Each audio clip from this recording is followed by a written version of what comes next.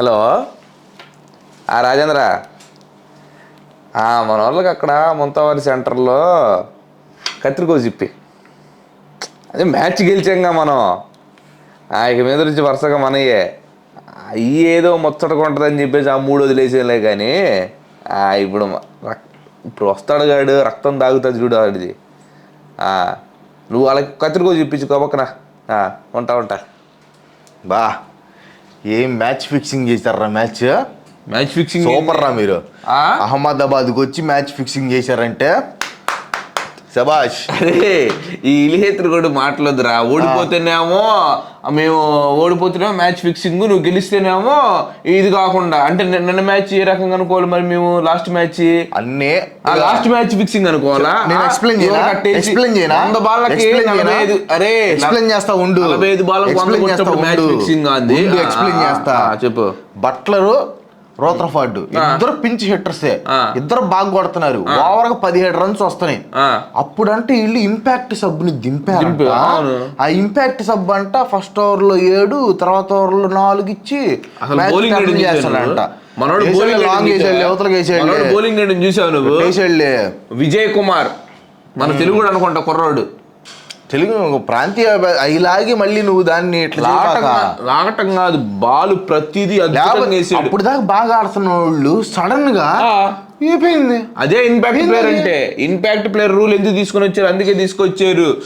పక్కన రోథర్ఫర్డ్ ఆడు impact player ఆడొచ్చాక టపటపా కొట్టాడు. మీకు కాన్ఫిడెన్స్ వచ్చిందిగా ఆడొచ్చినప్పుడు. మరి దాన్ని యాక్సెప్ట్ చేసిన వాళ్ళు ఈ ఇంపాక్ట్ ప్లేయర్ బాల్ దాన్ని ఎందుకు యాక్సెప్ట్ చేయలేరు?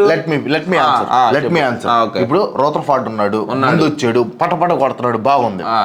ఇంపాక్ట్ సబ్ రాగానే ఇంపాక్ట్ సబ్ విజయ్ కుమార్ అన్ని వైడ్ లైన్ కి వేస్తాడని తెలుసు. అవును, ప్రతి బాల్ అంతే వేస్తాడని తెలుసు. అవును, అక్రాస్ ది లైన్ వచ్చి కొట్టొద్దా? ఇక్కడ తిరుగు వచ్చేట్టు కొట్టొద్దా? కొట్టాడుగా. తర్వాత ఎప్పుడు కొట్టింది? కొట్టారు, లాస్ట్ లో కొట్టారు.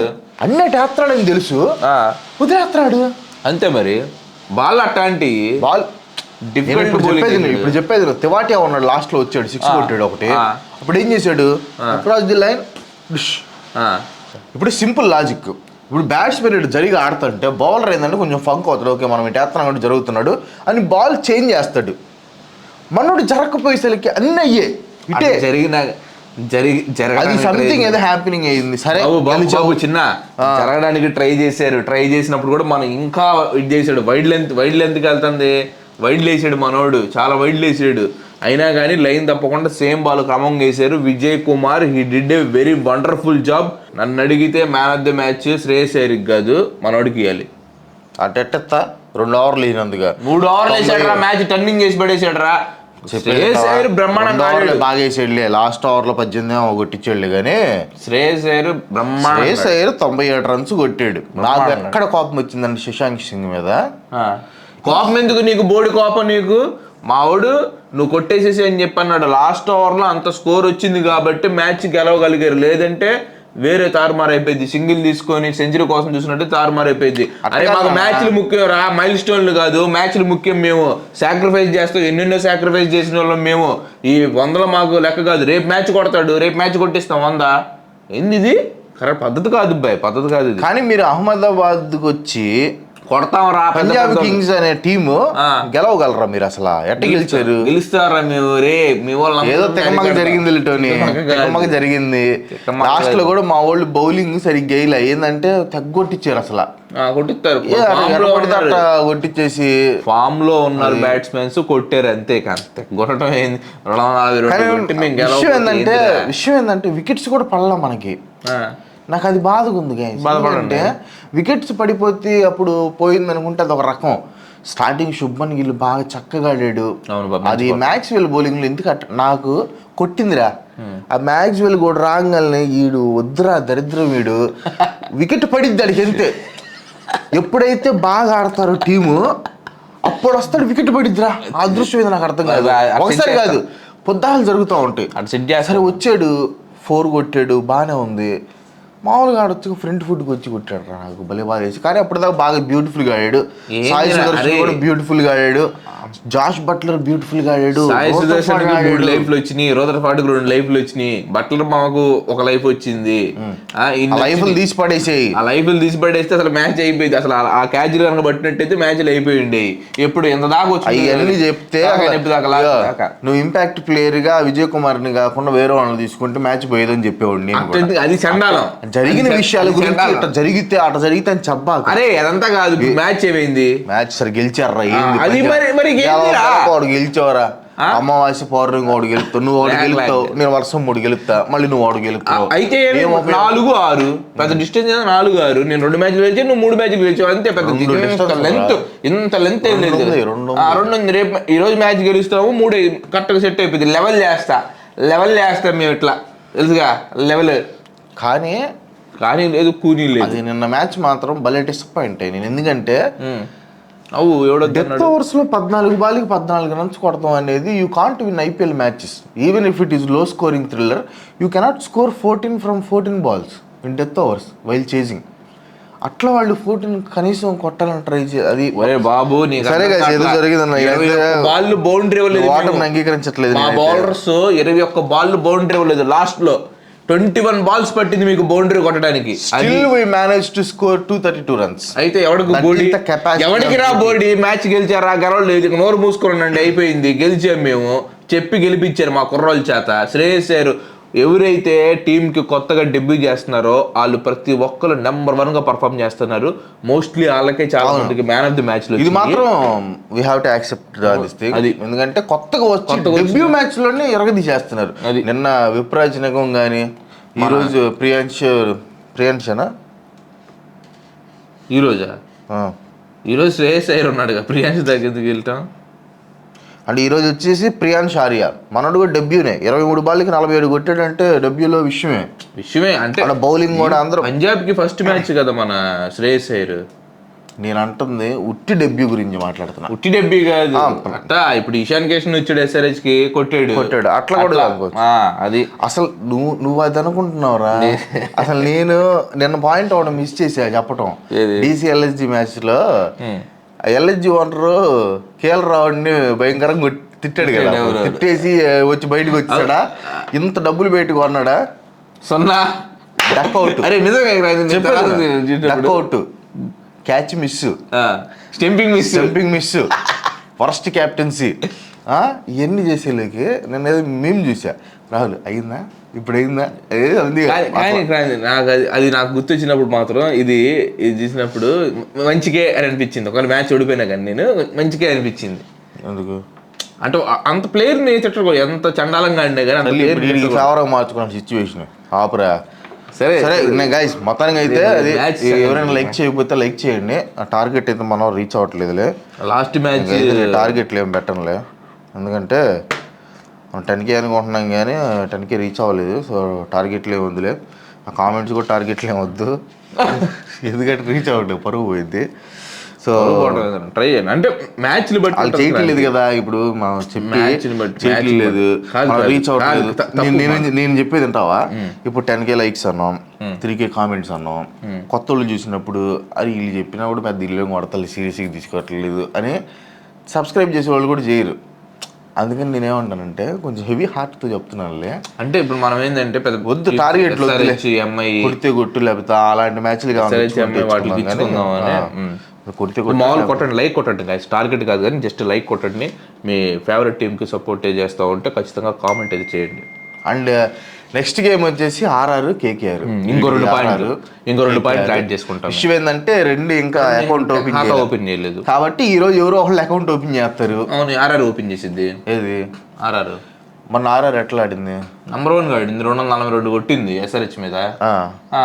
చేసింగ్లో 242 అంటే పెద్ద మామూలు విషయం కాదు. అంత హై స్కోరింగ్ ఉన్నా కానీ ప్రెషర్ని తట్టుకొని వాళ్ళు 242 దాకా వచ్చారంటే it's not at all a small matter. ఇక KKR అంటావా ఈజీగా కొట్టేస్తారు. RCB వాళ్ళే చేంజ్ చేశారు KKRని, సరదాగా చేశారు. అది అంటే ఈ ఉద్దేశం RCB వాళ్ళు పిల్ల టీం అని, పిల్ల బచ్చ టీం. RCB వాళ్ళే చేంజ్ చేశారు అంటే నీ ఉద్దేశం ఏంది? RCB వాళ్ళే చేంజ్ చేశారు, వీళ్ళు చేయలేరా అంటున్నావు. అంటే నీ ఉద్దేశంలో RCB కంటే RR పెద్దది. RCBకి బ్యాటింగ్ డెప్త్ ఎక్కువ లేదు, ఆర్ఆర్కి బ్యాటింగ్ డెప్త్ చాలా ఉంది, అది నేను చెప్తున్నా. నువ్వు మనుషుల్ని మిస్లీడ్ చేయొద్దు. ఇప్పుడు ఒకవేళ కోహ్లీ కనుక అవుట్ అయిపోయినట్టయితే చేతులు ఇట్లా పెట్టుకునే వాళ్ళం మేము, ఇట్లా పెట్టేసుకునే వాళ్ళం కోహ్లీ అవుట్ అయినట్టయితే. కానీ నిలకడగా ఆడాడు మనిషి. డెప్త్ అంత ఎక్కువగా లేదు బ్యాటింగ్. మాకు బౌలింగ్ మేము స్ట్రెంగ్ చేసుకున్నాం ఈసారి.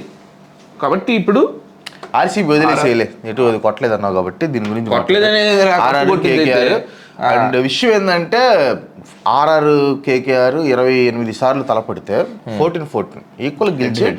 సో హెడ్ టు హెడ్ ఉంది, neck to neck neck to neck ఇట్లా ఫైట్ అయితే ఉంది. కానీ నేనేమనుకుంటున్నానంటే నెక్ మీద కలబాక బాగాలేదు, నెక్ పట్టేసింది. షెట్లు ఆడుతూ ఉంటాం కదా ఇక్కడ, ఇదేగా నొక్కొద్దు అట్లా. ఏంది తమాషాలు కాదు నొక్కితేనే సరే, అది వదిలేసి ఇక్కడ ఫింగర్ సర్జరీ అంట, కరెక్ట్ సర్జరీ కనపడింది.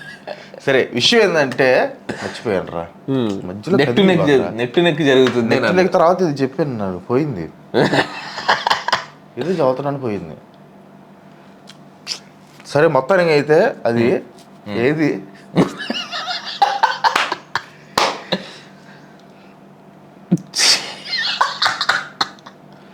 నిజంగా గుర్తురాట్లేదు, ఏది చెప్తున్నా అంటారు నేను. నెక్ టు నెక్ 14 మ్యాచెస్ గెలిచారు. అసలు 14 గెలిచారు. నీ టీం చెప్పు, నీ టీం.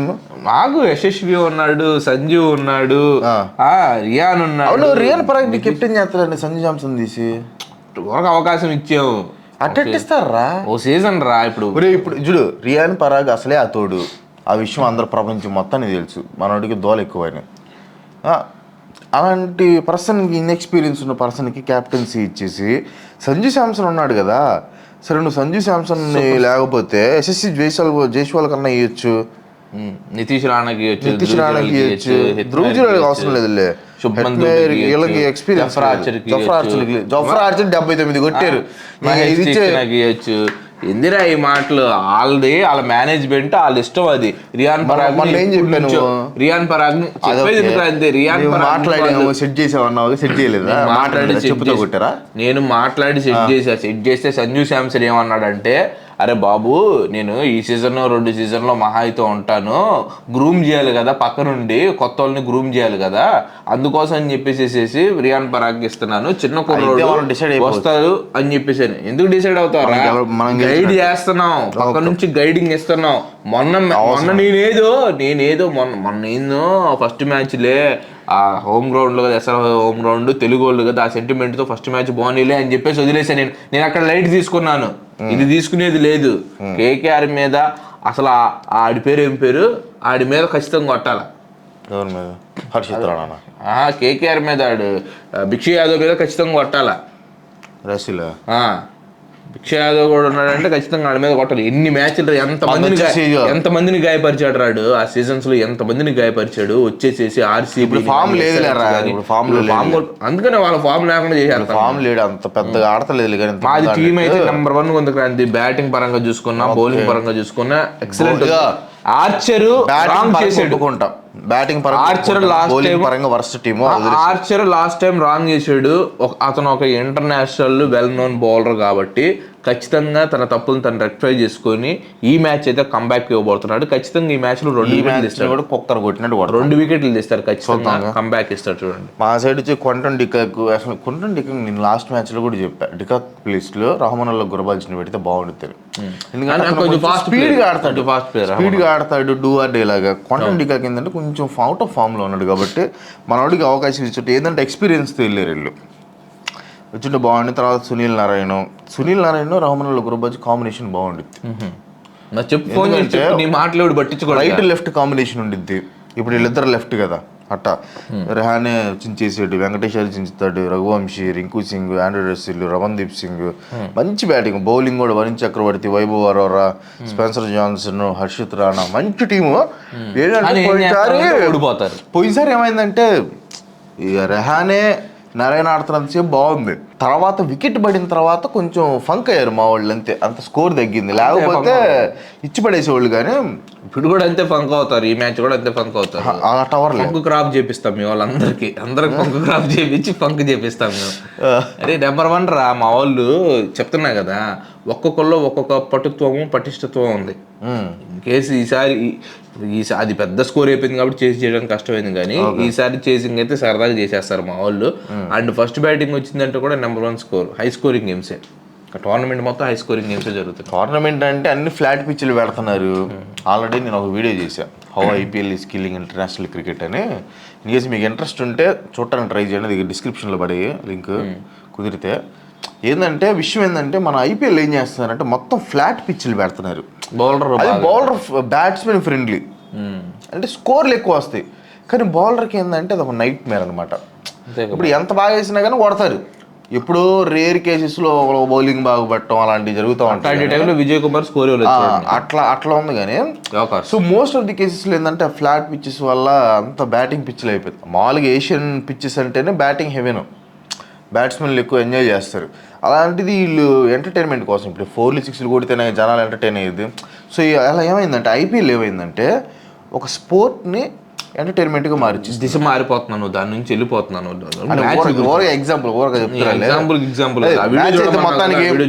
మొత్తానికి మనం అయితే కేకేఆర్ గెలవబోతుంది 100% గెలవబోతుంది.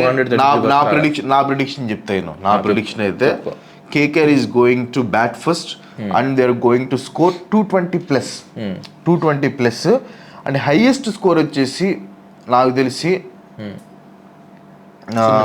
సునీల్ నారాయణ కొడతాడు. తెలుసురా, ఎందుకంటే వేరే వాళ్ళ పేర్లు చెప్పడానికి నీకు ఎవరిది లేదు, అర్హత లేదు అక్కడ. సునీల్ నారాయణ రెహానే అంత బాగా ఆడాడు, మంచి ఫాస్ట్ గా ఆడతా.